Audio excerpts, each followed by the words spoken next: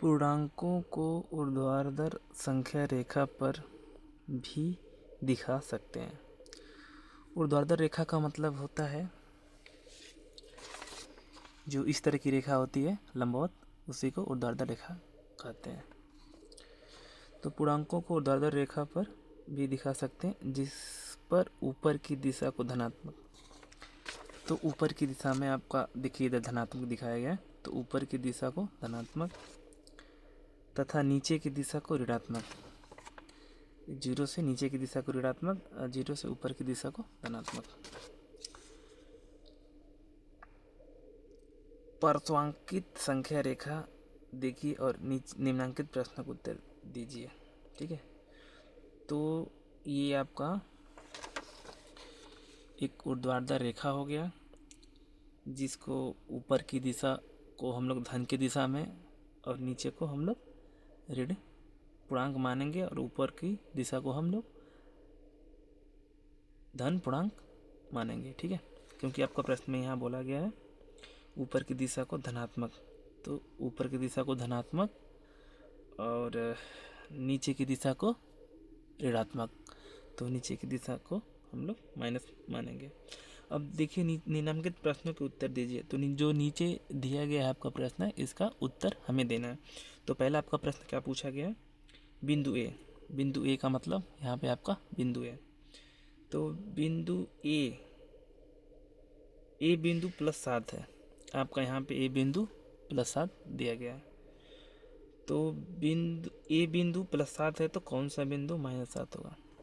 तो आपका देख लीजिए यहाँ पे 0 है, तो 1 2 3 4 5 6 7, तो जो बिंदु ए +7 है तो कौन सा बिंदु -7 होगा? तो यहाँ पे -7 आपका ऊपर प्लस है तो नीचे आपका माइनस होगा, तो आप काउंटिंग करेंगे 1 2 3 4 5 6 7, तो कौन सा बिंदु आपका -7 है? तो ये जो आपका बिंदु ई है ये आपका -7 है। तो यहाँ पे आप उत्तर में आपका कौन सा बिंदु था? ई,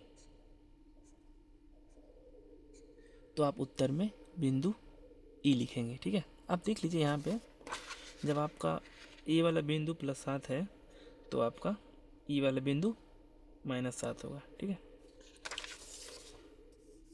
बिंदु बी किस पूर्णांक को निरूपित करता है? तो जो बिंदु बी है 1 2 3 किस पूर्णांक को निरूपित करता है? तो बिंदु बी जो है आपका -3, क्योंकि देख लीजिए आप काउंटिंग कर लीजिए, जीरो के बाद आप नीचे में, जीरो के बाद आप नीचे काउंटिंग करेंगे तो आपका माइनस होगा, तो 1 2 3, तो ये -3 पूर्णांक को प्रदर्शित करेगा। तो आप यहाँ पे उत्तर में -3 लिखेंगे। ठीक है, और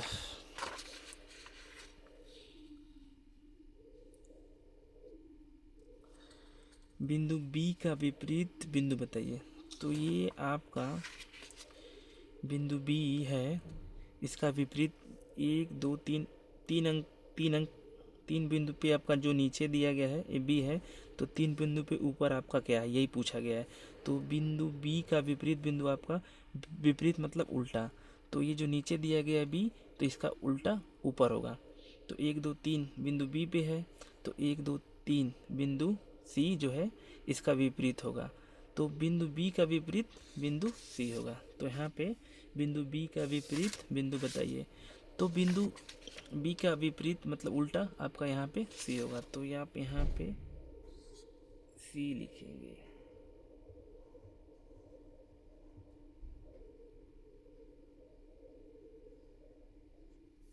ठीक है, बिंदु डी के और एल से निरूपित पूर्णांक लिखिए। देखिए डी, तो यहाँ पे आपका पूर्णांक जो है 1 2 3 4 5, यानी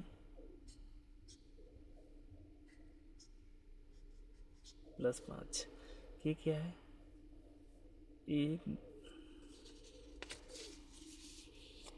की है 1 2 3 4 5, तो यहाँ पे -5। डी के और एल, एल कितना है आपका +6। तो पहले आपका डी के और एल से निरूपित पूर्णांक लिखिए। तो आप यहाँ पे देख रहे हैं डी जो है आपका +5 है। तो आप यहाँ पे उत्तर में +5 और आपका के यहाँ पे देखिए -5 है। तो दूसरा आपका -5 और तीसरा आपका एल है। तो आप एल देख लीजिए आपका +6 है। तो आप यहाँ पे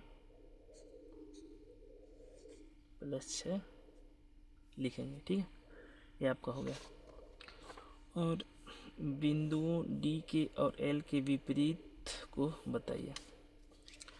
देखिए आपका बिंदु डी के विपरीत क्या होगा, डी यहाँ पे है, इसका विपरीत क्या होगा, 1 2 3 4 5, ये आपका डी है। तो 1 2 3 4 5, तो डी का विपरीत पहले के होगा। अब के का विपरीत क्या होगा, 1 2 3 4 5, के का विपरीत 1 2 3 4 5 डी होगा। तो के का विपरीत आप डी लिखेंगे और एल का विपरीत 1 2 3 4 5 6 अंक पे एल है, 6 बिंदु पे एल है। तो 1 2 3 4 5 6, तो आपका एल का विपरीत एम।